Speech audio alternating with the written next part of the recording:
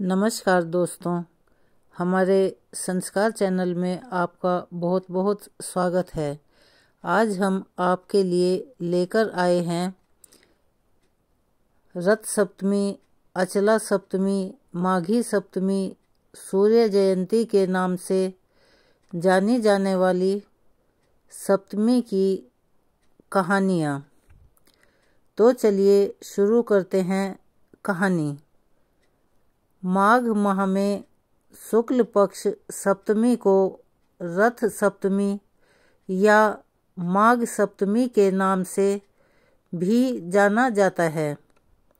इस दिन को भगवान सूर्य के जन्म दिवस से रूप में मनाया जाता है। ऐसा माना जाता है कि इसी तिथि पर सूर्यदेव ने पूरे विश्व को रोशन करना शुरू किया था। इसलिए इस दिन को सूर्य जयंती के रूप में भी मनाया जाता है। रथ सप्तमी 16 फरवरी शुक्रवार के दिन मनाई जाएगी। रथ सप्तमी के दिन अरुणोदय में स्नान करना चाहिए। स्नान करने के बाद सूर्योदय के समय भगवान सूर्य को अर्घ्य दें और विधि विधान पूर्वक उनकी पूजा करें। अर्घ्य देने के लिए सबसे पहले सूर्यदेव के समक्ष खड़े होकर नमस्कार मुद्रा में हाथ जोड़ें। एक छोटे कलश से भगवान सूर्य को धीरे धीरे जल चढ़ाकर अर्घ्य दान दें। इसके बाद गाय के घी का दीपक जलाएं। इसके साथ ही पूजा के दौरान सूर्यदेव को लाल फूल और जल में रोली मिलाकर अर्पित करें। पौराणिक मान्यताओं के अनुसार माघ मास के शुक्ल पक्ष की सप्तमी तिथि को सूर्य का जन्म हुआ था। इस कारण इस दिन सूर्य की पूजा करने से व्यक्ति को हर रोग, दोष और भय से मुक्ति मिल जाती है। इसके साथ ही अर्घ्य देने से शुभ फलों की प्राप्ति होती है और आरोग्य का वरदान मिलता है। माघ शुक्ल पक्ष सप्तमी के दिन भगवान सूर्य की पूजा उनके सुनहरे रथ पर बैठाकर की जाती है, जो 7 सफ़ेद घोड़ों द्वारा खींचा जाता है।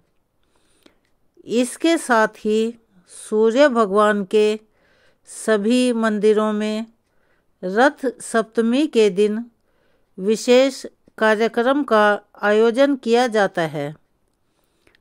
सूर्यदेव की कृपा प्राप्त करने के लिए इन मंत्रों का जाप अवश्य करना चाहिए। ओम घृणी सूर्याय नमः।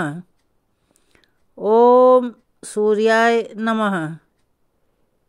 एहि सूर्य सहस्त्रांशो तेजो राशे जगतपतिये। इनका जाप जरूर करें। रथ सप्तमी की पहली कथा।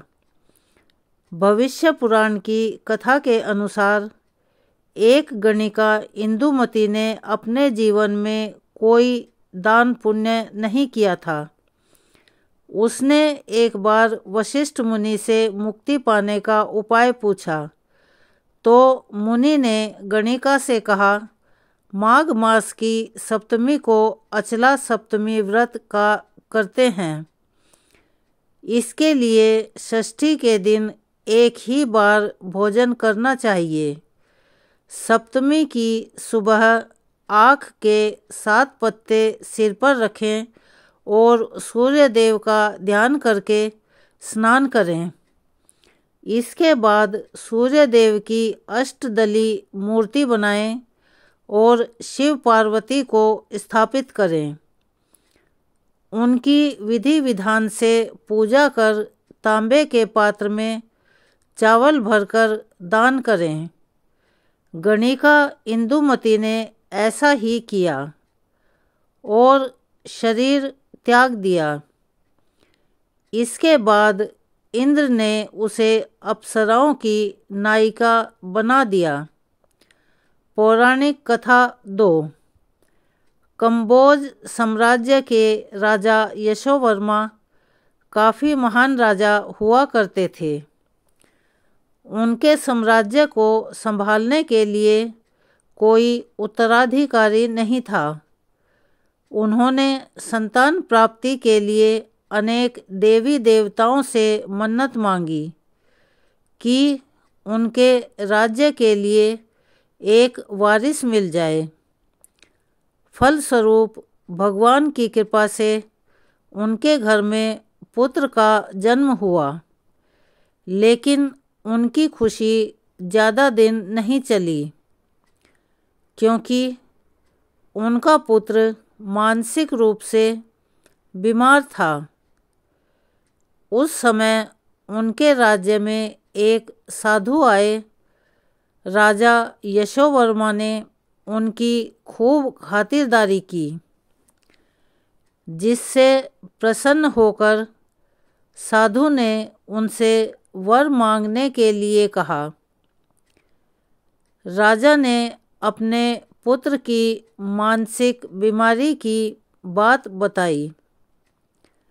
इस पर साधु ने कहा कि यह तुम्हारे पिछले जन्म के कर्मों का फल है, जिसके कारण तुम्हारे पुत्र की यह हालत है।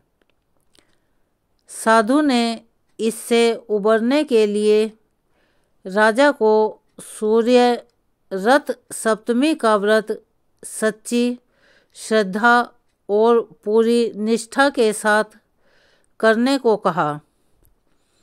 राजा ने वैसा ही किया। परिणाम स्वरूप राजा का पुत्र धीरे धीरे मानसिक लाभ प्राप्त करने लगा और पूरी तरह ठीक हो गया। उसके बाद राजा के इस उत्तराधिकारी पुत्र ने राज्य पर शासन किया और कीर्ति यश प्राप्त किया। इस तरह जो भी सूर्य देव की सच्चे मन से उपासना करता है, सूर्य भगवान उसके सब कष्ट हर लेते हैं। धन, ऐश्वर्य, सुख, समृद्धि, रोग से मुक्ति प्रदान करते हैं। सूर्य भगवान कहानी कहने वाले, सुनने वाले, हुंकारा भरने वाले पर सदैव अपनी कृपा बनाए रखें। पौराणिक कथा 3। पौराणिक कथा के अनुसार एक बार भगवान श्री कृष्ण के पुत्र शांब को अपने शारीरिक बल और सौष्ठव पर बहुत घमंड हो गया था। इस घमंड की वजह से शांब ने एक बार ऋषि दुर्वासा का अपमान कर दिया। शांब द्वारा किए गए अपमान से क्रोधित होकर ऋषि दुर्वासा ने उसे कुष्ठ होने का श्राप दे दिया। श्राप की वजह से शांब कुष्ठ रोगी हो गया और जब यह बात भगवान श्री कृष्ण को पता चली तो उन्हें काफ़ी दुख हुआ। उन्होंने अपने पुत्र शांब से कहा कि इस श्राप से मुक्ति पाने के लिए सूर्य देवता की आराधना करें। पिता की बात मानकर शांब ने सूर्य की आराधना की। सूर्य देव ने शाम की आराधना से प्रसन्न होकर और उन्होंने कुष्ठ रोग खत्म होने का आशीर्वाद दिया।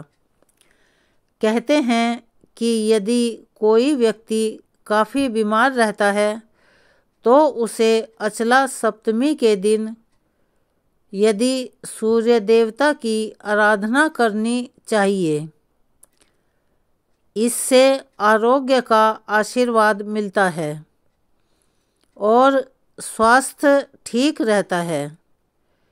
इसीलिए कई जगहों पर अचला सप्तमी को आरोग्य सप्तमी के नाम से भी जाना जाता है। अगर आपको हमारी ये कहानी पसंद आई हो तो प्लीज़ हमारे चैनल को सब्सक्राइब करें, लाइक करें, ज़्यादा से ज़्यादा शेयर करें ताकि यह जानकारी ज़्यादा लोगों तक पहुंच सके। हम आपके लिए ऐसी ही और कहानियाँ लेकर आते रहें। हमें अपना सहयोग दें। अगर आपको हमारी वीडियो में या हमारी कहानी में कोई कमी नज़र आती है तो कृपया कमेंट करके हमें बताएं। हम उन्हें सुधारने का पूरा प्रयास करेंगे। धन्यवाद।